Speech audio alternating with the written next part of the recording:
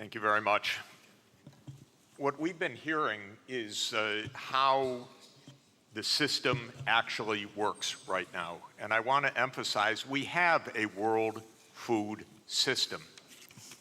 It's based on large multinational companies. It's based on private profits. It's based on a very, very low measure of international transfers to help poor people, sometimes none at all. It's based on extreme irresponsibility of powerful countries with regard to the environment. And it's based on a radical denial of rights of poor people, as we just heard. It's interesting, we heard from the Minister of DRC, what's wrong with your country? Well, we don't even start by saying the King of Belgium created a slave colony for 30 years. The government of Belgium ran the slave colony for another 40 years. The CIA assassinated your first popular leader, Mr. Lumumba, and then installed another dictatorship for the next 30 years. And then Glencore and others now suck out your cobalt without giving you tax income. We don't reflect on that. We say, what's wrong with you? Why don't you govern properly? And so we have a system, but we need a different system.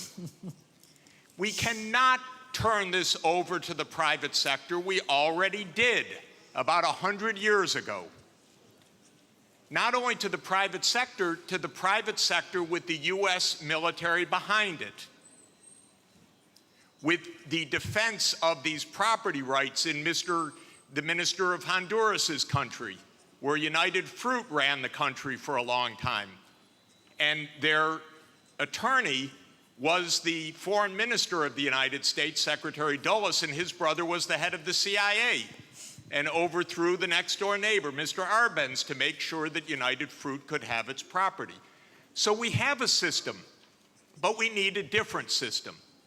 And the different system has to be based on principles of human dignity in the Universal Declaration, principles of sovereignty, principles of economic rights, because these are not nice things to do. In 1948, all the government said that food is a right, social protection is a right, not a nice thing, not a pleasant thing, a right. That was 73 years ago.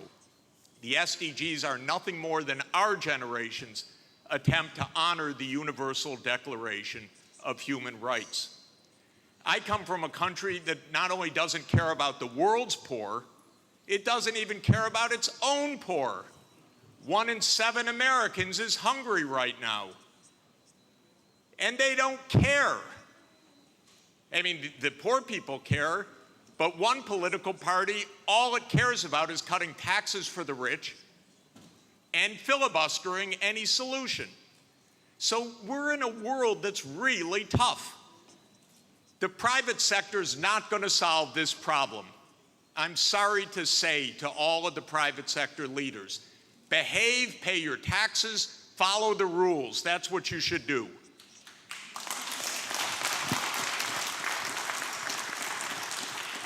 And what the governments should do is the following.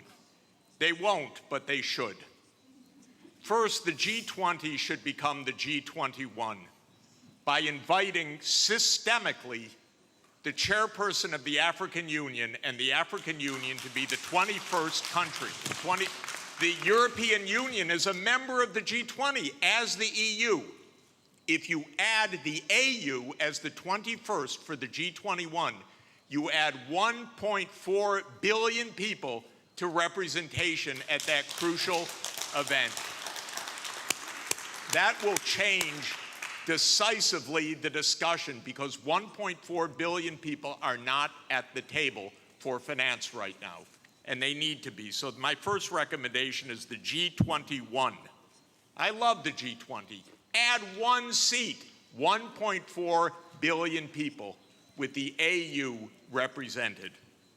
Second, we need a order of magnitude change of development finance. The rich countries just borrowed $17 trillion for COVID. The poor countries, nothing. Because the rich countries can borrow at zero, and the poor countries pay 5 or 10% coupon rates or have no access at all. So the world exposed its grotesque inequality this past year and a half. Rich countries didn't say, we tighten our belts, why don't you? My country spent $7 trillion of emergency funding, not one penny for anybody else, by the way. $7 trillion, it didn't even cross the imagination of the US Congress to include a few crumbs for the rest of the world. But the poor countries cannot borrow. That's what we should have heard from the World Bank. I didn't hear that from the World Bank. I didn't hear real numbers. Real numbers are in trillions right now because the world economy is $100 trillion a year. But we don't talk about real numbers. But my job, all I know in this world is long division. Divide by 100 trillion and then see whether you're talking about something real or not. So that's the second thing. We need massively to increase the lending and borrowing capacity of poor countries at near zero interest rates like the rich countries have. Then they could get something done.